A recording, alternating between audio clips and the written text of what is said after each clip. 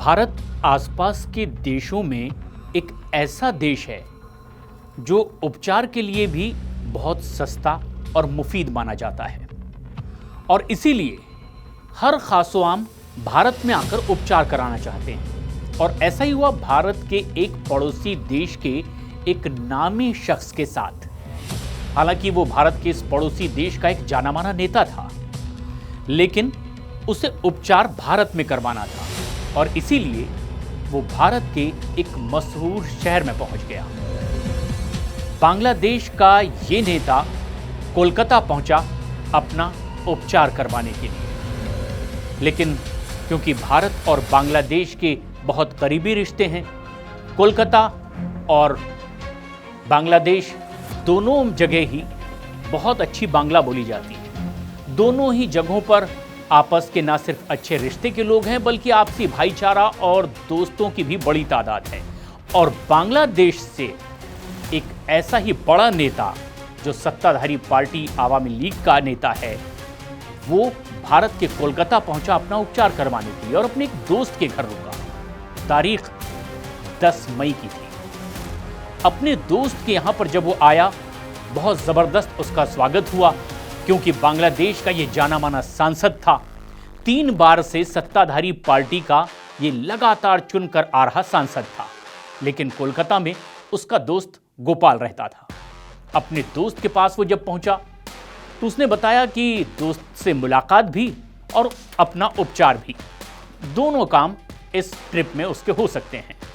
10 तारीख को यानी कि 10 मई को जब वो कोलकाता अपने दोस्त के घर पहुंचा तो जबरदस्त खाना पीना हुआ और उसने कहा कि दूसरे दिन उसका डॉक्टर से अपॉइंटमेंट है और अगले ही दिन 11 मई को वो अपने दोस्त के घर से निकला डॉक्टर से मिलने के लिए, ये कहकर कि दिन भर के बाद वो शाम को घर वापस लौटेगा और अपने दोस्त के परिवार के साथ फिर एक बार रात का खाना सबके साथ होगा, हंसी खुशी वाले माहौल में। लेकिन दोस्त ने इंतजार किया, डिनर का वक्त बीता चला जा रहा था, रात गहराती चली जा रही थी, लेकिन उनका वो बांग्लादेश का नामी नेता दोस्त नहीं लौटा। चिंता हुई, लेकिन फिर उसने इंतजार किया, क्योंकि वो कोई आम इंसान नहीं था, जानी मानी शख्सियत था, बांग्लादेश की सत्ताधारी पार्टी का सांसद था। उसके और भी कई जानने वाले लोग थे जो कोलकाता शहर में ही रहते थे। तब दोस्त को लगा शायद वो उनसे मिलने के लिए भी कहीं चला गया हो और शायद किसी वजह से उससे कांटेक्ट नहीं हो पा रहा है। लेकिन दिन बीतते चले गए।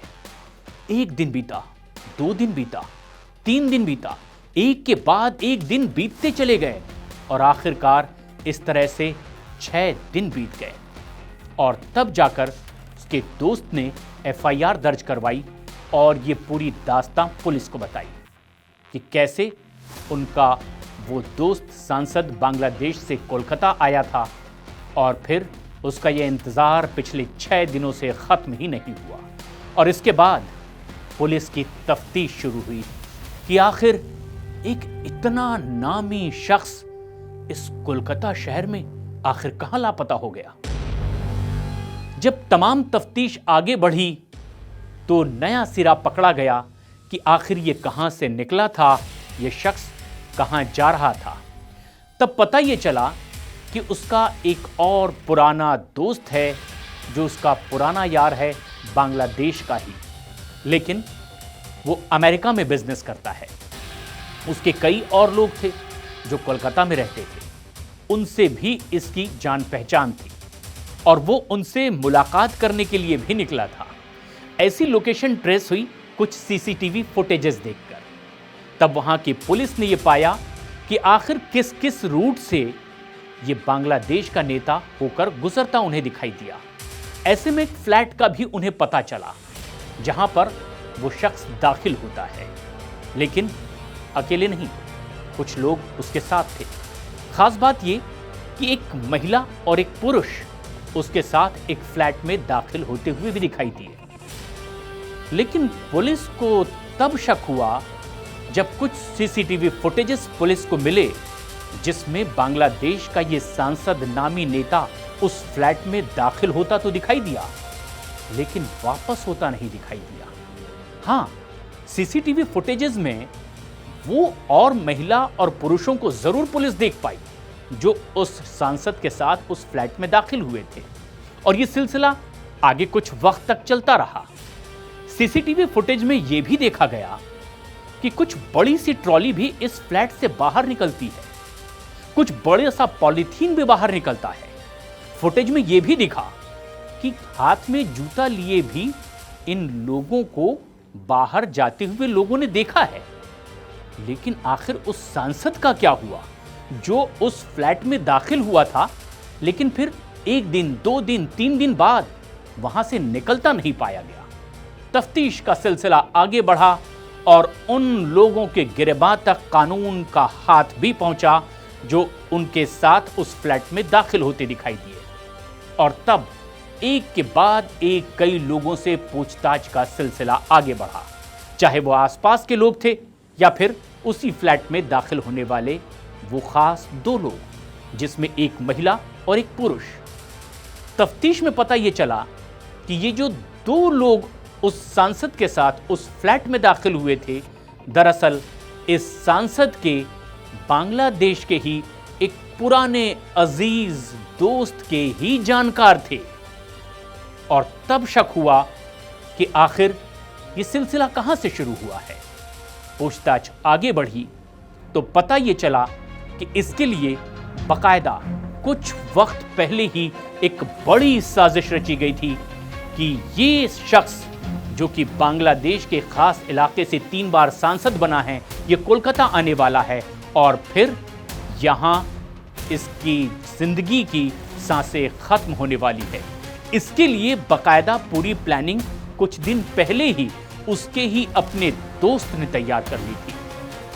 बताया यह गया कि दरअसल एक ऐसा पैसों के लेन देन का मामला था जो ना तो उसका दोस्त उजागर कर पा रहा था और ना ही ये नामी सांसद, और यह मामला था स्मगलिंग के पैसे का, सोने के स्मगलिंग का, जिसमें अथाह पैसा था, ये काला पैसा। और इस काले कारोबार से जुड़े पैसे को लेकर दोस्ती दुश्मनी में बदल गई, और दुश्मनी यहां तक कि आखिरकार उसमें एक दोस्त की जान तक चली गई। लेकिन ये सब हुआ कैसे? तफ्तीश इसकी भी आगे बढ़ी। बांग्लादेश के साथ भारत की भी पुलिस इसमें लगी रही, खासतौर पर पश्चिम बंगाल की सीआईडी ने अपना रोल आगे बढ़ाया, और तब पता चला कि यहां बकायदा एक हनी ट्रैप का जाल बिछाया गया और इसकी प्लानिंग पिछले कुछ दिनों से बकायदा कर ली गई थी।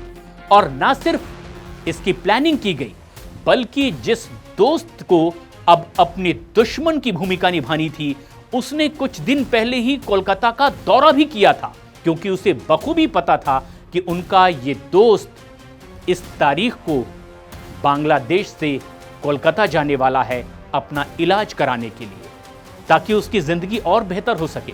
लेकिन उसकी जिंदगी खत्म हो जाए, इसकी प्लानिंग उसके दोस्त उस बिजनेसमैन ने की, जो मूल रूप से है तो बांग्लादेश का लेकिन रहता अमेरिका में है। और ऐसे में उसने कुछ लोगों के साथ पूरी योजना पहले ही बना ली थी कि इसे कैसे अब यहां से लौटने नहीं देना है, और प्लान के मुताबिक ही काम हुआ। और ऐसा ही कुछ सीसीटीवी फुटेजेस में दिखाई दिया।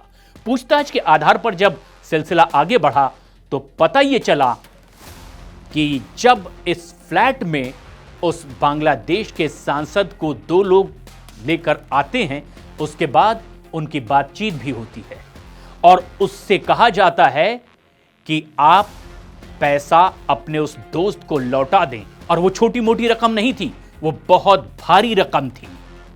लेकिन शायद उससे उस सांसद ने इनकार कर दिया और उसके बाद फिर हाथापाई शुरू हुई उन लोगों के साथ जिसे वो जिम्मेदारी इस सांसद के दोस्त ने ही दी थी। बात हाथापाई से यहां तक बढ़ी कि आखिरकार उसकी हत्या कर दी गई, जो कि लगभग तय भी था। और फिर हत्या के बाद सिलसिला शुरू हुआ उस नामी शख्स की शव को ठिकाने लगाने का, और इसके लिए भी योजना पहले से ही बना ली गई थी। इसके लिए बाकायदा एक पेशेवर कसाई को बुला लिया गया था, और इस पेशेवर कसाई को पहले से ही मुंबई से बुलाकर एक खास होटल में कोलकाता में ठहराया गया था ताकि इस जुर्म का नामो निशान मिटाया जा सके।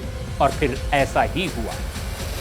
एक एक टुकड़े बांग्लादेश के इस सांसद के शरीर के किए गए, और ना सिर्फ शरीर के टुकड़े किए गए बल्कि उसकी पूरी खाल उतरवाई गई, जो कि पेशा एक कसाई का था। जो सुलूक एक जानवर के साथ होता है वो सुलूक इसके साथ किया गया। और फिर इसके शव को ठिकाने लगाने के लिए जो कुछ भी इंतजामात हो सकते थे वो तमाम इंतजामात किए गए, चाहे खून के धब्बे मिटाने के हों, चाहे दूसरे सबूत मिटाने के हों।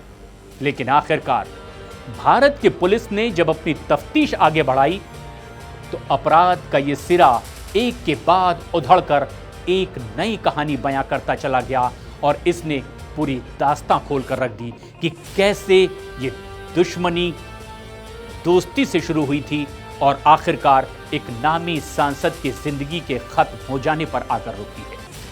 कई लोगों की अब हिरासत में पूछताछ भी चल रही है, गिरफ्तारियां हो चुकी है, और इससे अब साफ हो गया है कि आखिरकार ये दोस्ती कैसे दुश्मनी में बदली और एक शख्स की जिंदगी खत्म हो गई।